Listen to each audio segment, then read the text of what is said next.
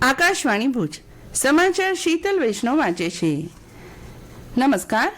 ભારતના ચૂંટણી પંચે 3.5 મહિનાના સઘન સ્પેશિયલ ઇન્ટેન્સિવ રિવિઝન ઝુંબેશ બાદ ગુજરાત માટે અંતિમ મતદાર યાદી સત્તાવાર રીતે જાહેર કરી છે। 1 જાન્યુઆરી 2026ની લાયકાતના આધારે રાજ્યમાં કુલ મતદાર સંખ્યા હવે 4,40,30,725 થયા છે, જેના પરિણામે ડ્રાફ્ટ યાદીના પ્રકાશન પછી 5,60,000 મતદારોનો વધારો થયો છે। મુખ્ય ચૂંટણી અધિકારી હરિત શુક્લાએ જણાવ્યું હતું કે ચોકસાઈ સુનિશ્ચિત કરવા માટે 50,000થી વધુ બૂથ લેવલ અધિકારીઓએ ઘરે ઘરે જઈને સર્વેક્ષણ કર્યું હતું। તો કચ્છમાં હવે 14,95,000 મતદારો આખરી મતદાર યાદી બાદ નોંધાયા છે। ડ્રાફ્ટ મતદાર યાદી પછી 19,000 જેટલા મતદારો વધ્યા છે। સરની કામગીરી હાથ ધરાઈ તે પૂર્વે કચ્છમાં 16,90,584 મતદાર હતા। હંગામી મતદાર યાદી પછી કુલ 19,376 મતદારોનો ચોખ્ખો વધારો થયો છે। આગામી ચૂંટણીઓમાં કચ્છમાં 14,95,785 મતદારો પોતાના મતાધિકારનો ઉપયોગ કરશે। આખરી મતદાર યાદી બાદ કચ્છમાં સૌથી વધુ મતદારો ભુજ વિધાનસભા મત ક્ષેત્રમાં નોંધાયા છે, તો સૌથી ઓછા મતદારો રાપર મત વિસ્તારમાં નોંધાયા છે। કેન્દ્રીય કૃષિ અને ખેડૂત કલ્યાણ મંત્રી શિવરાજસિંહ ચૌહાણે કહ્યું છે કે ખેડૂતોને સશક્ત બનાવવા અને તેમને આર્થિક રીતે મજબૂત બનાવવા માટે આધુનિક ટેકનોલોજી સાથે જોડવા આવશ્યક છે। તેમણે કહ્યું કે કેન્દ્ર સરકાર આ વિઝન સાથે સતત નવી પહેલો શરૂ કરી રહી છે। કેન્દ્રીય મંત્રીએ ગઈકાલે જયપુરમાં ખેડૂતોના ડિજિટલ સાથી ભારત વિસ્તાર લોન્ચ કર્યા પછી એક કાર્યક્રમને સંબોધિત કરી રહ્યા હતા। તેમણે કહ્યું કે આ પહેલનો હેતુ ખેડૂતોને સ્માર્ટ, સશક્ત અને માહિતગાર બનાવવાનો છે। હવે એક જ પ્લેટફોર્મ દ્વારા ખેડૂતો પાક આધારિત વૈજ્ઞાનિક સલાહ, મંડીના ભાવ, હવામાન અપડેટ્સ અને અન્ય મુખ્ય માહિતી મેળવી શકે છે। તેમણે કહ્યું કે આ બધી માહિતી ખેડૂતોને તેમના મોબાઈલ ફોન પર એક જ કોલ દ્વારા ઉપલબ્ધ થશે।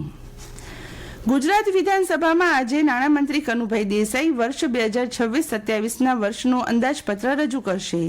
તેઓ સતત 5મી વખત રાજ્યનું અંદાજપત્ર રજૂ કરશે। અંદાજપત્ર 4 લાખ કરોડનું હશે તેવું માનવામાં આવે છે।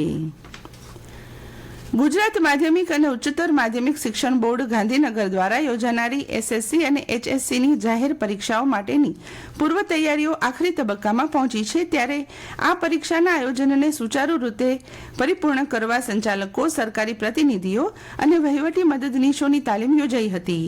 તાજેતરમાં યોજાયેલી વિડીયો કોન્ફરન્સમાં બોર્ડના સચિવ અને કેબિનેટ શિક્ષણ મંત્રી પ્રદ્યુમન વાજા અને રાજ્યકક્ષાના શિક્ષણ મંત્રી રીવાબા જાડેજાએ આગામી બોર્ડની પરીક્ષાના સુચારુ સંચાલન માટે જરૂરી સૂચનો કર્યા હતા।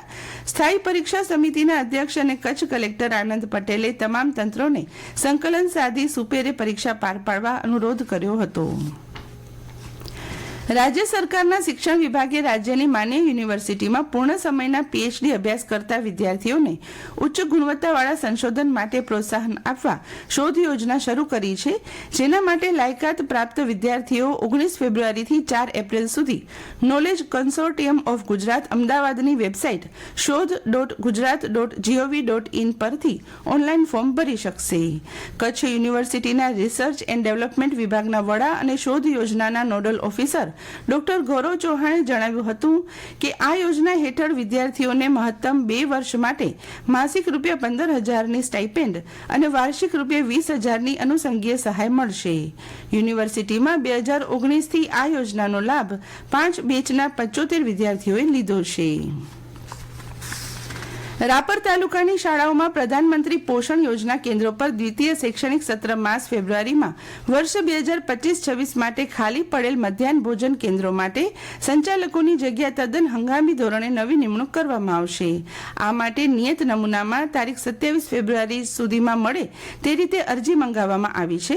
પ્રધાનમંત્રી પોષણ યોજનાના સંચાલકની નિમણૂક સરકારશ્રીના ધારાધોરણો અને લાયકાતના આધારે કરવામાં આવશે। T20 વિશ્વકપમાં ગ્રુપ એમાં આજે ભારતનો અંતિમ મુકાબલો નેધરલેન્ડ સાથે થશે। અમદાવાદના નરેન્દ્ર મોદી સ્ટેડિયમ પરની મેચ સાંજે 7 વાગે શરૂ થશે। ભારતીય ટીમે ગ્રુપ સ્પર્ધામાં અમેરિકાને 29 રન, નામીબિયાને 93 રન અને પાકિસ્તાનને 63 રનથી હરાવી સુપર 8માં પ્રવેશ મેળવી લીધો છે। અને આ સાથે આજનું સમાચાર બુલેટિન પૂરું થયું। નમસ્કાર।